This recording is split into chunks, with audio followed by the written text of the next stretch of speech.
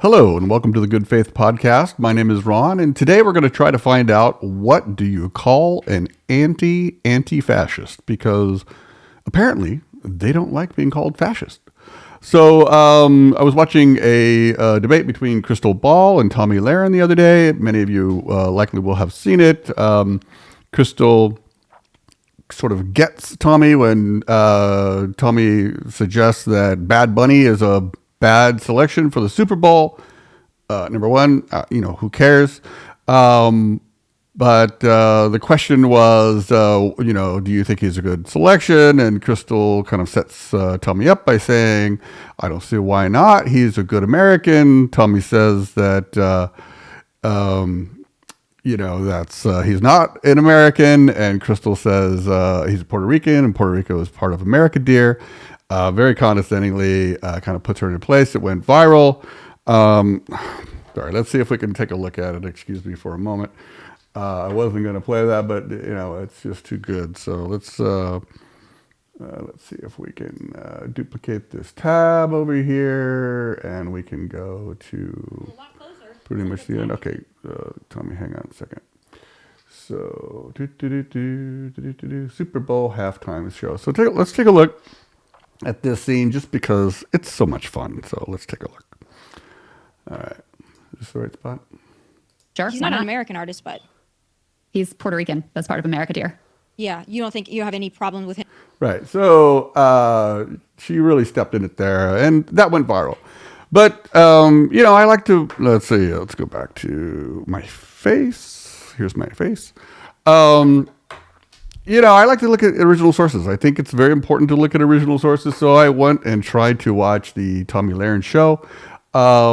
It was a difficult watch because I don't think that she is operating in good faith. But I do think there is a good faith argument that she's making that is clearly wrong. So let's take a look at what she is saying about the left in her introduction to her debate with Crystal Ball. So let's take a look at this next part right here. It's already here. No one has ever been more dangerous to this country than Donald Trump, and he is a fascist to his core. And it continues. The assassination attempts on President Trump weren't enough. The public execution of Charlie Kirk wasn't enough. The 1,000% uptick in assaults on our federal agents, still not enough. The left is... Not enough for what? That is a completely horrible take. So, the implication, and she'll get to explicitly stating it, that it puts a target on their back, is that saying that someone is a fascist is somehow responsible for the assassination attempt on Donald Trump and the assassination of Charlie Kirk. So that's completely irresponsible. And it is exactly what the Republican and the MAGA party, which is, synonymous with Republicans now, have been doing ever since the death of Charlie Kirk. They are the ultimate cancel culture. My dog is barking. Sorry if you can hear my dog barking. She likes to come in here. So they're the ultimate cancel culture. They say that you can't call us anything because, even if we were doing fascism, you can't call us fascist because then you're putting a target on our back. So let's hear Tommy, say it for herself.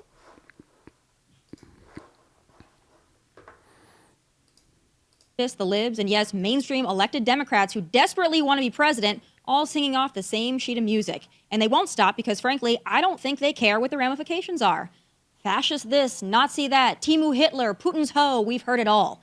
Did these leftists even know the definitions of the slanderous and disgusting labels they throw on us? If you believe in school choice, a secure border, energy independence, or, God forbid, traditional values, you're basically a Mussolini cosplayer. Okay, so are people on the left saying that if you believe in school choice that you're a fascist? No.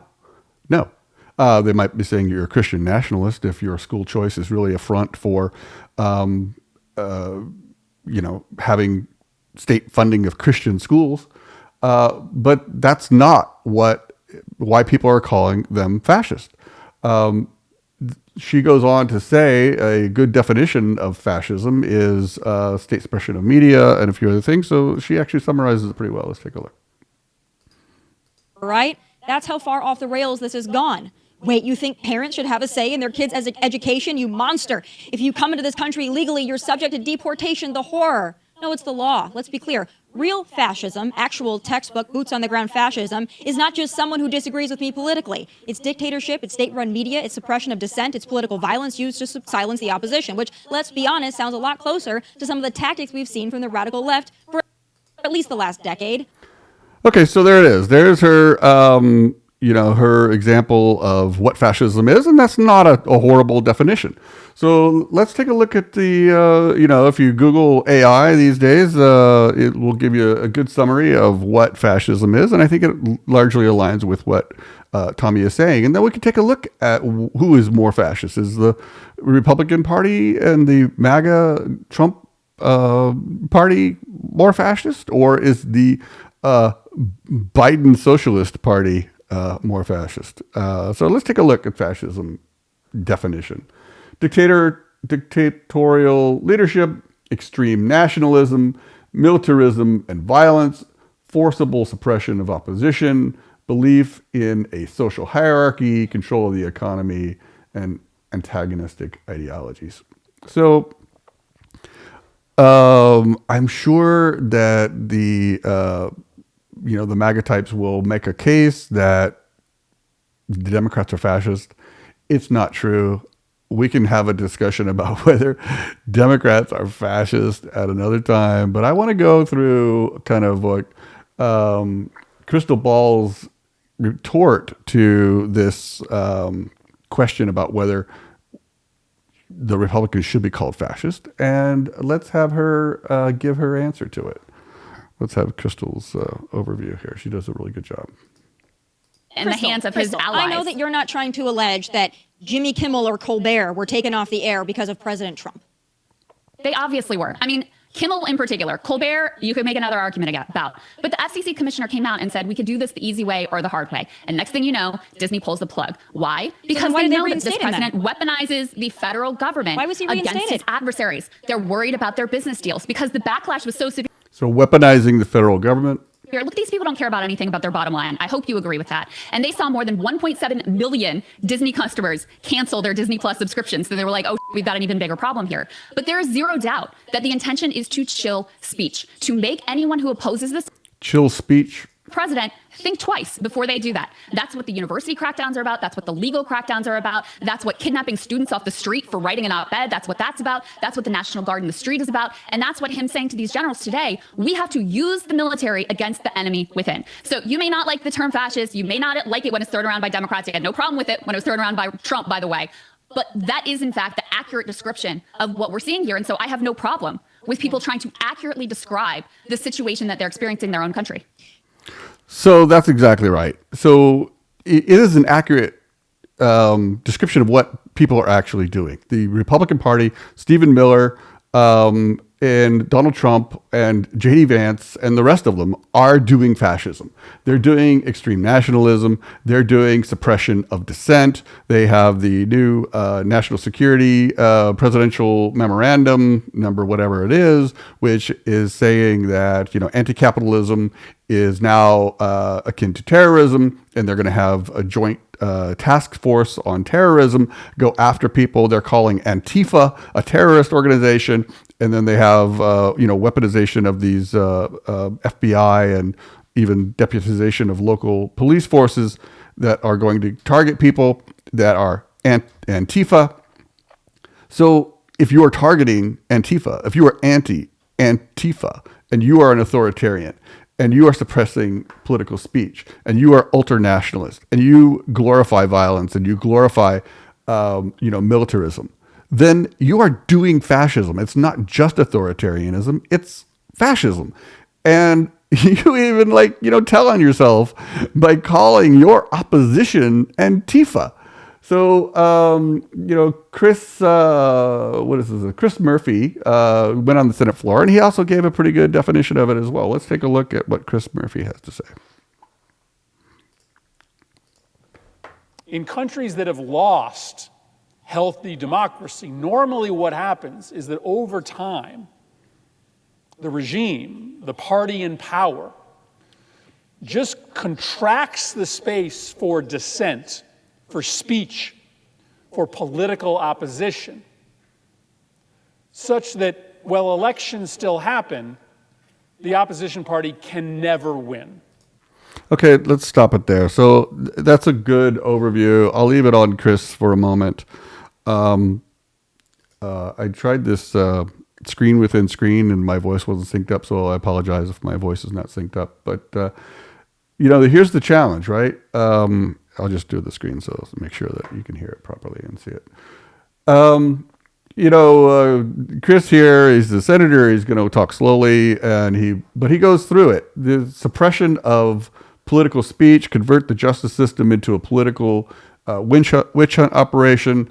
We can talk about the Powell memo in 1972 and how that has led to a takeover of the federal judiciary. All the right-wing organizations which are have targeted universities. And we now have a extreme right-wing MAGA / fascist Supreme Court. And, he goes over step one, convert the justice system into a political witch hunt operation and eliminate the free press and replace it with state-run media. Part of the Powell memo was we need to have our own media operation. Fox News is a direct result of that. Right-wing funding of all these podcasters who are spouting, libertarian, conservative, talking points. There's a long history of right-wing propaganda and now suppression of the opposition voices. Kimball is a good example of that. Militarized law enforcement, that's the national security presidential memorandum, troops in the street, cracking down on, quote, Antifa, and seizing control of government spending and taxation. Obviously, they've done that with the imposition of random tariffs, not spending money that's been allocated by Congress, and the tariff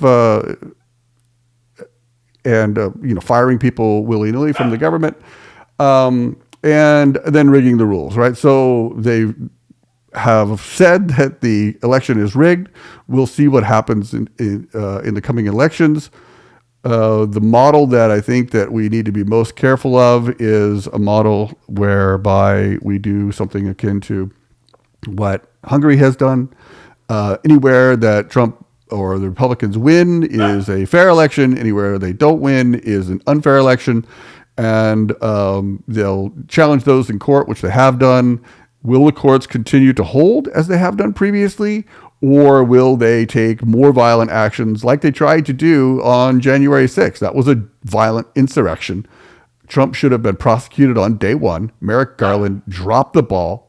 Biden dropped the ball. The Democratic Party dropped the ball. They should have done to be fair, the congressional hearings on it were very good, and they did force Biden's hand. So Biden completely failed to hold Trump accountable. Trump should be in jail right now, and he should be in jail for a long time. And so should his co-conspirators in the Congress, which were, Ron Johnson and a few others. And that should have been taken care of a long time ago. Trump should have never been allowed to run again. He is a insurrectionist who took an oath of office. The Supreme Court completely whiffed on that. That was completely a failure of them to hold the Constitution higher than a particular person. And that was a complete failure as well. So this is a fascist movement. The MAGA movement is a fascist movement. It was allowed to come back into power. It wasn't completely suppressed and crushed when it should have been in 2021 by Biden and Merrick Garland and the rest of them. They ended up having a state prosecution because the federal prosecution couldn't get its act together. And again, that's a complete failure. But if they're going to call people who oppose them Antifa, if they're going to call people who oppose them anti-fascists, then they are the anti-anti-fascists.